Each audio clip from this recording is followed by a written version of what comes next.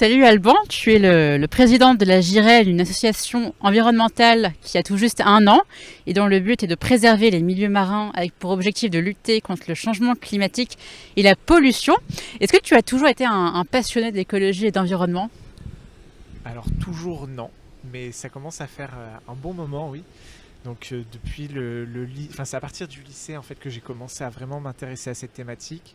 En parallèle du lycée, j'étais bénévole dans des associations plus naturalistes, dont le groupe ornithologique normand et le groupe mammalogique normand, donc pour étudier les oiseaux et les mammifères. Et c'est à partir de là que j'ai commencé à vraiment m'intéresser à cette thématique, tout simplement en essayant de reconnaître tout ce qu'il y avait autour de moi. Et, et puis bah voilà, comme on dit, on, on protège ce que l'on aime et voilà, ce que on aime ce que l'on connaît et on protège ce que l'on aime. Et donc c'était tout simplement la première étape en fait, d'apprendre à reconnaître tout ce qu'il y avait autour de moi. Et donc dans un premier temps en Normandie. Et je faisais aussi de l'apnée, mais voilà, vraiment en loisir. Donc j'apprenais avec ça à reconnaître les différents poissons qu'il pouvait y avoir. Alors pour le coup chez nous c'était la Manche. Mhm. Et puis ensuite, en avançant dans mes études, bon, je me suis vraiment beaucoup plus spécialisé sur l'environnement terrestre. Et l'environnement marin, c'était quelque chose de ouais, plutôt lointain. Ça a toujours semblé lointain. Et j'ai fini par raccrocher les wagons avec cette thématique en arrivant en Corse, puisque dans le cadre d'une de mes formations, j'avais un module sur la mer et j'ai vraiment saisi cette perche. Et ensuite, je suis parti en master sur la mer. Et là, j'étais d'abord dans une autre association qui s'appelle le Cercle des étudiants en écologie méditerranéenne, avec laquelle on a fait beaucoup d'animations pour présenter justement les milieux marins aux différents étudiants de l'Université de Corse. On a fait beaucoup aussi de ramassage de déchets, des chantiers bénévoles, etc. Et puis voilà, et puis après la GIREL s'est créée dans la foulée. Et alors justement à la GIREL, qu'est-ce qu'on y fait? C'est quoi concrètement vos actions? Alors la GIREL, actuellement, elle a deux volets d'action. Elle a un volet plus de sensibilisation et un volet plus de sciences participatives. Pour la partie sensibilisation, nous on cherche dans un premier temps déjà à faire découvrir le milieu marin au grand public. C'est un milieu qui est peu connu, très très mal connu, et qui est pourtant juste à côté de chez nous, surtout en Corse. On est vraiment, Mm. enfin voilà, c'est une île, on est entouré par la mer, et malgré tout on le connaît très mal ce milieu. Et donc nous, on va intervenir auprès de différents publics, que ce soit des enfants dans des écoles, à travers des associations ou autres, pour faire découvrir le milieu marin, donc la beauté du milieu marin avec la biodiversité, mais également malheureusement le moins beau, avec la pollution entre autres. Et on va intervenir aussi auprès des adultes, notamment pour les sensibiliser aux thématiques de la pollution. On a fait notamment un partenariat il y a quelques mois de ça avec la mairie d'Ajaccio et l'entreprise e-Collect pour sensibiliser sur la thématique des mégots de cigarettes. Voilà. Il faut savoir que e-Collect, c'est une entreprise qui justement collecte les mégots de cigarettes pour ensuite les faire recycler. Et la mairie d'Ajaccio, justement, il y a quelques temps de cela, a installé des poubelles de collecte de mégots. Voilà. Donc l'idée pour nous, c'était de faire connaître ce sujet et d'amener les gens en fait à tout simplement à plus utiliser ces poubelles et à jeter leurs mégots dedans. Et ensuite sur la partie plus scientifique, on a actuellement deux suivis en cours. On a un suivi qui est lié au suivi des eaux de sèche. Donc l'idée c'est de mieux comprendre en fait la reproduction des sèches, puisque les sèches après s'être reproduites, donc elles meurent, elles se décomposent et les eaux viennent ensuite s'échouer sur la plage. Voilà. Et donc nous, à partir des eaux que l'on retrouve sur la plage, on peut en déduire des périodes de reproduction, on peut en déduire quel type d'individus se reproduisent, et on peut en déduire aussi quelle espèce de sèche se reproduit. À savoir qu'en Corse, pardon, il y a trois espèces de sèche. Il y a la sèche commune, celle que tout le monde connaît, qui est la plus commune, d'où son nom, et que l'on retrouve la moins en profondeur. Et ensuite, on va avoir la sèche rose et la sèche élégante, qui elles sont présentes plus en profondeur et sont plus petites. Voilà. Et on fait un autre suivi qui est là plus l'idée en fait d'inventorier tout simplement la biodiversité côtière de Corse, et qui se fait à travers le programme Biolite, qui a donc été initié par l'association Planète Mer, qui ont mis en place justement une base de données pour que d'ailleurs que ce soit des associations ou le grand public puissent faire remonter toutes leurs observations D'accord. sur les côtes. Voilà. Et à noter aussi, élément important, c'est que le suivi sur les sèches a été initié par une doctorante qui s'appelle Marina Lucioni, qui était à l'époque en stage à Stella Mar et avait besoin justement d'une association pour poursuivre ce suivi en son absence. Et nous, on a pris le relais avec plaisir. Et alors, d'ailleurs, la girelle, le nom de l'association, c'est un poisson de Méditerranée, je crois. Exactement. Alors, à vrai dire, c'est même deux poissons. Il faut savoir qu'en Méditerranée, on retrouve deux espèces de girelles. On a la girelle commune et la girelle pan. Alors, certains diront qu'il y a aussi la girelle royale. Bon, la girelle royale, c'est la même chose que la girelle commune. Voilà, il y a deux appellations, mais c'est la même espèce. Et en fait, tout simplement, c'est une espèce qui parle à beaucoup de gens. Et à ceux à qui ça ne parle pas, bah justement, c'est un premier pas vers le milieu marin. Pourquoi ça parle à beaucoup de gens? Tout simplement parce que c'est des espèces qu'on le retrouve proches des côtes. Tout simplement en faisant du masque tuba, de la plongée, euh, toute activité en mer, on peut en observer vraiment en restant très très proche de la côte. Donc moi je trouvais ce clin d'œil assez intéressant et que tout le monde puisse s'y retrouver en fait. Ça montre aussi l'esprit qui est d'apporter de l'information à tout le monde et que cette information soit accessible à tous comme l'est ce poisson en fait, tout simplement. Et donc, toi qui étudies pas mal la mer Méditerranée, quels sont les défis auxquels fait face la mer Méditerranée, en l'occurrence? Alors il y en a beaucoup, malheureusement. J'imagine. Euh, alors déjà, il y a la problématique de la pollution. Il faut savoir que la Méditerranée, c'est la mer la plus polluée au monde, malheureusement. C'est triste de la faire connaître ainsi, mais c'est le cas. C'est une mer fermée. C'est une mer qui est quasi fermée, effectivement. La Méditerranée, elle est reliée à l'Atlantique via le détroit de Gibraltar. Elle est reliée à la mer Rouge et indirectement à l'océan Indien via le canal de Suez qui a été créé par l'homme. Et en partie aussi à la mer Noire via le détroit de Bosphore. C'est des toutes petites connexions en fait avec les mers et océans extérieurs.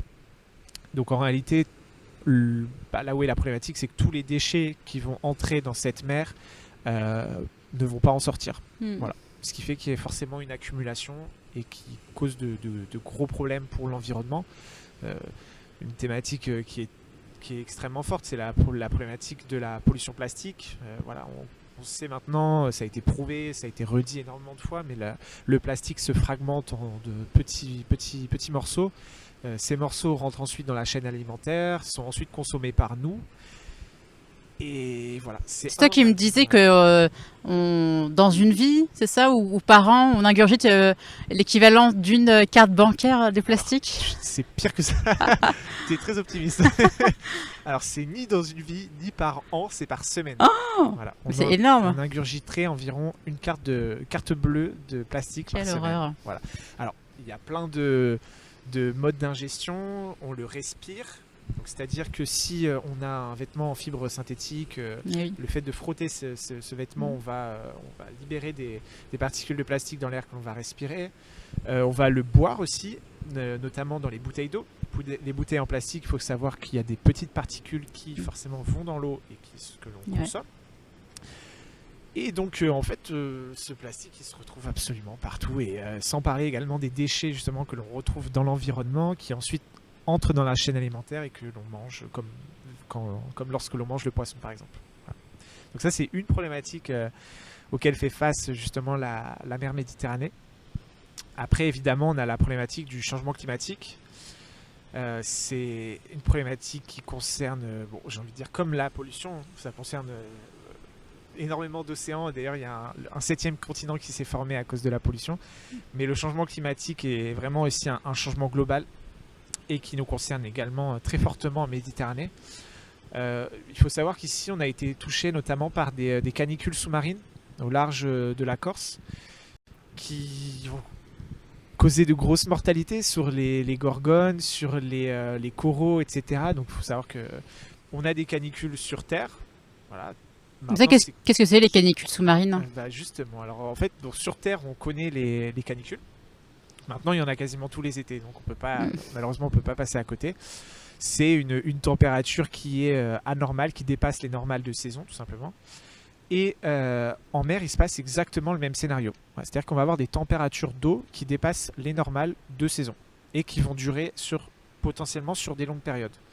Le problème, c'est que plus cette température est haute sur une longue période, plus les organismes ne vont pas pouvoir s'adapter et donc il va y avoir une mortalité importante. Et il y a certains organismes qui sont très très sensibles à ça, dont justement les coraux, les gorgones et d'autres qui le sont aussi à plus long terme, mais notamment la posidonie qui est très sensible ici au changement de température. Donc j'imagine que ça vient dérégler toute la chaîne alimentaire aussi.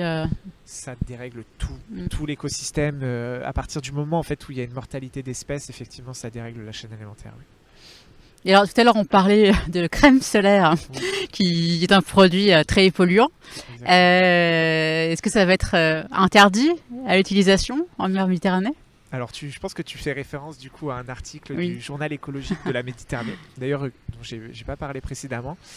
Donc l'association, elle met en place aussi ce média, donc un journal écologique, dans l'idée de faire connaître au grand public différentes thématiques en lien avec la mer, la pollution, la biodiversité, etc. Et donc on a parlé justement de la crème solaire. Donc je tue le suspense tout de suite. La crème solaire ne va pas être interdite en Méditerranée, heureusement. On ne va pas éviter la pollution pour mettre des cancers à la place, ce serait un peu dommage. En fait, ce qui se passe, c'est qu'aujourd'hui, beaucoup de crèmes solaires ont des substances qui sont des filtres à la photosynthèse. Voilà. Ce qui est utile effectivement pour nous protéger effectivement des rayons du soleil. Le problème étant que lorsque l'on se baigne, ces substances vont dans l'eau et il y a certaines espèces pour qui c'est un problème d'avoir un filtre à la photosynthèse sur elles. Je pense notamment à la posidonie. Et cet article, justement, en fait, il reprend un article scientifique qui parlait du fait que justement, certains filtres à la photosynthèse s'accumulaient dans les feuilles de posidonie. Voilà. Dont l'oxybenzone, qui fait partie de ces molécules, justement, qui servent à filtrer la photosynthèse. Et alors, ça n'a pas encore été prouvé, mais bon, on va voir ce que vont nous réserver les prochaines années, mais il y a de fortes chances effectivement que ça, du coup, s'il y a la présence de ces molécules, que ça réduise la photosynthèse et qui vont accentuer, fortes chances que ça accentue la mortalité derrière. Et donc nous, en fait, on a pris un exemple de solution qui s'applique à Hawaï. Alors eux, ils n'ont pas interdit la crème solaire. Et ce qu'ils ont fait, c'est qu'ils ont interdit justement certaines molécules qui en fait, empêcher les algues, les végétaux autres de faire la photosynthèse. Voilà. Donc notamment l'oxybenzone. Les crèmes solaires qui ont de l'oxybenzone ne sont pas autorisées là-bas. Okay. Voilà. Donc nous,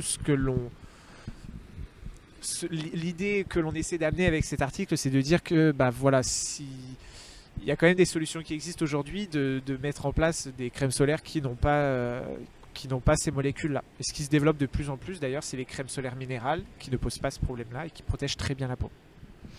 Et alors avec le phénomène de réchauffement climatique, c'est le danger du manque d'eau qui nous menace sur la planète. Et il me semble que Israël a mis au point un système de désalinisation des eaux, c'est ça, pour rendre l'eau potable? Exactement, désalinisation de l'eau de mer. Bon, il faut savoir qu'Israël sont confrontés à de gros problèmes hydriques beaucoup plus forts que nous. Et donc ils ont mis en place justement une usine de dessalement d'eau de mer qui a effectivement cet avantage de pouvoir apporter de l'eau consommable sur le territoire, mais qui, attention, consomme énormément d'énergie. Voilà. Donc c'est pas forcément la solution miracle. Il y a certains territoires qui n'ont pas le choix. Et c'est un peu un dernier recours. C'est pas la solution idéale pour nous dans tous les cas. Alors, qu'est-ce chacun de nous peut faire au quotidien pour préserver la planète? Beaucoup de choses. Alors, préserver la planète, c'est très très large. Je pense que déjà, il y a une première phase par laquelle je suis passé, d'ailleurs dans laquelle je suis encore, faut être honnête, on l'est toute sa vie, je pense d'ailleurs, c'est d'apprentissage. Faut savoir... je pense que déjà, c'est important de se connecter à son environnement, tout simplement, pour vouloir le protéger plus naturellement en fait. C'est pas quelque chose qui, à mon sens, doit se faire de manière forcée. Je pense que quand on est amené quotidiennement à le côtoyer, à constater la pollution plastique, malheureusement, même d'autres formes de pollution, on, eh ben, tout naturellement, on a envie de la protéger, en fait, cette planète.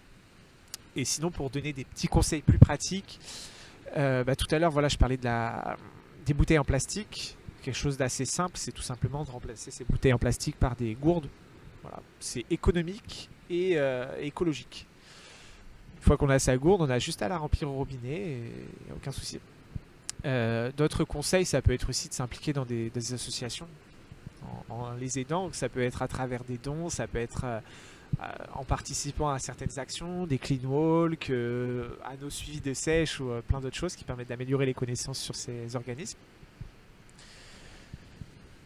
Et puis aussi consommer plus localement évidemment, essayer de limiter l'utilisation des transports. Il y a énormément de problématiques en fait aujourd'hui. Il y a vraiment énormément de problématiques. La pollution, le changement climatique. Je dirais qu'en règle générale, revenir à la consommation déjà plus locale et qui aussi dans ses achats limite au maximum les déchets. Et quand déchets il y a, que ce soit des déchets recyclables au maximum. Voilà. Et puis ne pas jeter ses mégots par terre. D'ailleurs, il y a une association qui justement réutilise ces mégots pour en faire des objets. Alors c'est l'entreprise e-Collect, voilà, qui effectivement donc collecte les mégots en Corse.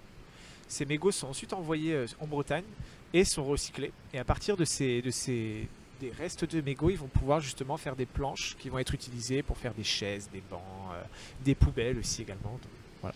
Mais est-ce qu'on peut donner nos mégots dans un centre de collecte ou comment ça se passe? Ou c'est eux qui viennent les chercher dans la rue, par terre, je sais pas. Comment ça se passe? Alors ça, c'est là que les communes entrent en jeu, c'est que c'est les mairies justement, c'est les villes qui mettent en place ces poubelles à mégots. La ville d'Ajaccio a mis en place justement de nombreuses poubelles à mégots pour limiter cette pollution. Et ensuite, l'entreprise e-Collect vient récupérer ces mégots et les jeter, enfin pas les jeter, on va pas les rejeter dans la nature, et vient ensuite les amener dans une usine pour les recycler. Voilà. Donc tout ce qu'on a à faire, nous, c'est jeter les mégots dans la bonne poubelle. Ouais, merci Alban, et puis bonne continuation. Merci beaucoup.